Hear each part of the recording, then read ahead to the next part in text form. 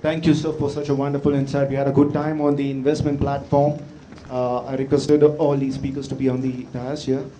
And now the floor is set for all the question and answers you have on your investment, where to invest, why to invest, and when to invest. You can just shoot on the questions to our dignitaries over here. So yesterday we had that news, this one, all the 14 life insurance companies borrowed from the ULIPs. What is your suggestion? Yeah, the fate of the people who have already invested will not be affected. In India, the protection is quite logical. So whatever money you put in a ULIP is definitely going to be safe. Okay, because that's already invested in the stock, in the capital market based on the plan and the risk appetite that you have selected. So that is going to be safe. What probably will happen is henceforth you cannot make any more contributions to an ULIP. So all your mandatory and your regulatory things would be respected till the date of investment. So that I don't think should be any problem. But I don't think this is the last we have heard of it. I would suspect the insurance companies to go to the court or go to the finance ministry for some redressal of their claims on this. But if you ask me personally, I think ULIPs are best avoided. There are, like Gerard said, there are much better investment options for increasing your wealth or conserving your wealth. I think you should be very, very well insured, which ULIPs don't insure. That's the problem. If you want insurance, you must go for term insurance plus mutual funds, because term insurance give you excellent investment insurance coverage at a very, very low cost. And go for mutual funds. Both of them are cost-effective things which come from experts. Okay, so if you want good insurance, go for term insurance. You want good wealth creation, go for mutual funds. ULIPs unfortunately try to do both and then they fall midway. So very good question, but I think all's end, well, that ends well. I think it's going to have a happy ending, and I hope it's the ULIPs are sort of tempered and investors get better choices. This is at the moment a tussle between two regulators, the insurance regulator and SEBI. Ultimately, it will be resolved. But we have seen before this, in any tussle of this sort, you as a ULIP investor will not be made a victim of it. Having said that, I fully endorse what Harish said. There's an old saying in insurance, that insurance is the business of protecting you against everything except the insurance agent.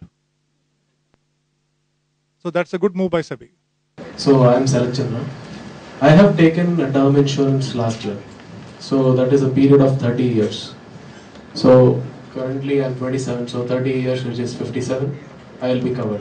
So post that, suppose if I don't have any policies on insurance, let's say.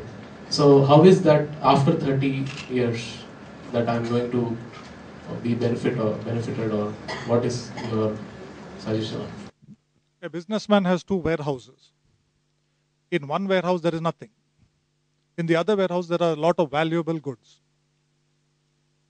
He employs a security guard for the warehouse in which there are a lot of valuable goods. Because of that employment of the security guard, no robbery takes place. Now, supposing after 30 years, he dies and goes to heaven, and God tells him, why did you waste all that money on that security guard salary? I could have told you that no robber would have come there even if you had not put, yours was not destined to be robbed. The problem is, risk and its consequences we will know only after our lifetime, not during our lifetime. When we have these uncertainties during our lifetime, we have to protect against it. How you will be benefited is, if you have taken insurance after realizing that you have a need for insurance, if some calamity occurs, the people who will otherwise be affected by your absence will receive a lump sum money. Okay? There is one brutal truth about life insurance, let me tell you. There is no benefit to the person who purchases life insurance. Why? Why? In order for the benefit to start, that person must die. It is death insurance, not life insurance. Okay, but if you need insurance, then you don't need it for yourself. You need it because you think that you have got some financial dependents who will be adversely affected by your absence. Now, paying that money is a cover that you take for the insurance. And if you outlive that, you should be happy that you have outlived it. I don't consider it to be a waste. I consider it to be money that you spent to protect yourself, protection money. So this term I'll be this is a protection cover that I'll be using it. But during this time, I think I should be investing in whatever you said as diversified. I didn't want to develop on that point because of the lack of time here. Okay. But to tell you, just because you've taken a 30-year policy does not mean you have to pay premiums for 30 years. If after 18 years or 20 years, you have done proper financial planning, you have built up good assets, if your assets are sufficient to take care of your financial dependence, please stop paying that. Don't wait. Stop paying it in the 19th year itself. It's like just turning off a tap. Stop paying the next year's premium. The locking period for that tax saving fund is already over, so I completed 3.5 years for that. So what do you suggest? Either I should recycle that particular mutual fund because that are the good schemes and I want to continue with them. Recycling them will help me to get another tax saving for the upcoming year, and in the same way I will be continuing with the tax saving fund. What do you suggest, sir? See, recycling is good only in the environment, never in investments. Okay, in investments, try and avoid recycling as far as possible.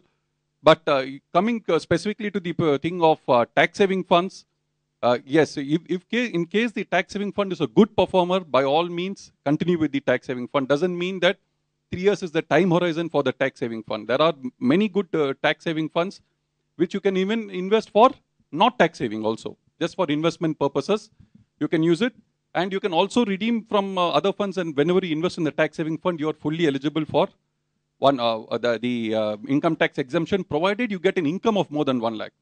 In the end, the income tax officer has to be convinced that your investment in an income tax saving instrument has come from your income, not from your investment. So as long as you can ensure that, by all means, go ahead and recycle your investments in tax saving funds.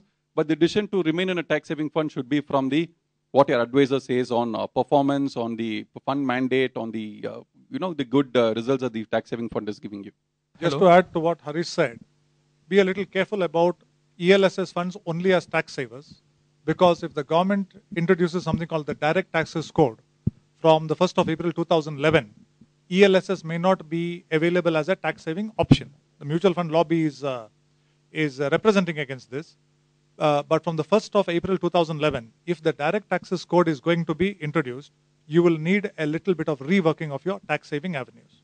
What are the few criteria to look into when you're investing in NFO of your mutual fund? What are the criteria to look into when you're investing into? NFO of your mutual fund. There's only one criteria. Don't invest in an NFO. Actually, that was my second question. Do you suggest or not? I anticipated that. I've answered both. It's a stupid way of investing. Don't invest in an NFO. Okay, because NFO is something without a track record. If you want to reduce mutual fund investing to a very, very bare simplicity, go for index funds. Okay, there should be something that the NFO is trying to achieve when it comes out. If it is such a great strategy, something absolutely new and of value to an investor, then we can study it a little further. But generally, NFOs are used by mutual funds just to augment their AUM, to collect money. See, one of the questions that I repeatedly get asked is, the investors come and say, is there something new? We always look for something new. This is investing, not Bollywood movies. Bollywood movies new may or may not be good. I don't watch them, but may or may not be good. I don't know. Investing, nothing new is good. It's the old tried and tested things that are good. See, like getting back to Bollywood, like nothing, you'll find a lot of our examples are on Bollywood and cricket, because nothing connects India like Bollywood or cricket. But like in Bollywood, you have, Times of India ratings and all that, which if you ask me, don't ever go by. Because I saw a 4-star rating movie in Times of India, and I thought it was the worst film I saw. But similarly, in mutual funds also, you got 5-star and 4-star mutual funds, or, CRISIL, top band and